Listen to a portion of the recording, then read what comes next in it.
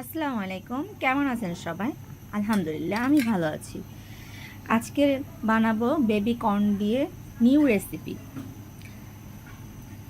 মজাদার রেসিপি।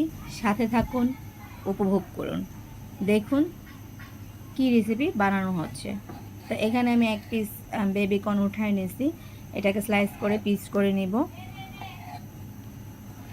আমি 3 থেকে 4টা বেবি কর্ন নিয়ে নিব এখানে। তো আমার এইখানে কিছু চিকেন আছে, চিকেনগুলির মধ্যে বেবিকর্নগুলি দিয়ে দিব। চিকেনগুলি আমি আগে থেকে ক্লিন করে রাখছি। লবণ দিয়ে দিব, গুঁড়ামরিচ দিয়ে দিব এবং আদা রসুন দিয়ে দিব 1 চা চামচ পরিমাণ। এখানে গরম মশলা দিয়ে দিচ্ছি আধা চা চামচ পরিমাণ। বাস সব একসাথে ভালো করে মিক্স করে নিব। ভালো করে মশলাটা মাখায় নেওয়ার পরে আমি এখানে দিয়ে দিব 2 চামচ কর্নফ্লাওয়ার। কর্নফ্লাওয়ার ঘরে না থাকলে আপনি আটা বা ময়দা দেওয়া যাবে এবং কি চাউলের গুঁড়িও দেওয়া যাবে। তো এখানে বেস্ট হবে কর্নফ্লাওয়ারটা দিলেই। এগুলো দিয়ে ভালো করে মেখে আমি 15 মিনিটের মতো রেখে দিব। তারপরে 15 মিনিট পর চলে যাব ভাজার জন্য। এখানে আমি কড়াইতে একটু তেল নিয়ে নিচ্ছি। তেলের মধ্যে ভালো করে এগুলো ভেজে নিব, উল্টে পাল্টে একটু ব্রাউন কালার করে ভেজে নেব। একটু ভালো করেই ভাজবো। তো এখানে আমার চিকেনটা যখন ভাজা হয়ে যাবে এগুলো উঠায় রেখে আমি এটার মধ্যেই রান্নার প্রসেসিং চালু করে দিব। অলমোস্ট ভাজা আমার শেষ। এই চিকেন কারিটা খেতে অনেক টেস্টি হয়, অনেক মজা হয়। তো এখানে আমি রসুন নিয়ে নিয়েছি, রসুন কুচি একটুখানি নিয়ে নিয়েছি। এখানে পেঁয়াজ দিয়ে দিব।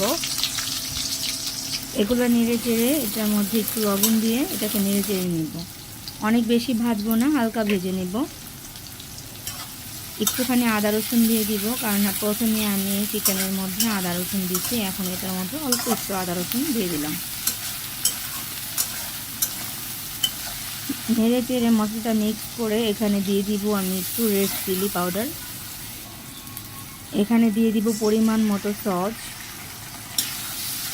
এটাকে একটু ভালো করে কষাই নিব। এটা কষানো হয়ে গেলে এখানে আমি ভেজে রাখা চিকেনগুলি দিয়ে দিব। চিকেনগুলিকেও আমি একটু কষাই নিব ভালো মতো। সস পেঁয়াজের মশলাটাকে ভালো করে চিকেনের মধ্যে মাখো মাখো করে দিব। যখন চিকেনগুলি মশলায় মাখো মাখো হয়ে যাবে তখন আমি এখানে কিছু পানি দিয়ে দিব।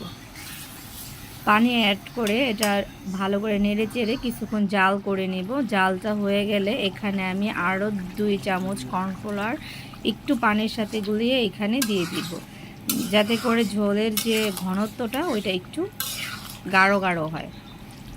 তো একটু নেড়ে চেড়ে 2 মিনিট জাল করে নামিয়ে নিব।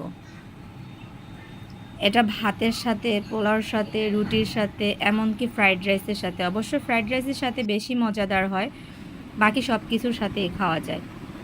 আসসালামু আলাইকুম।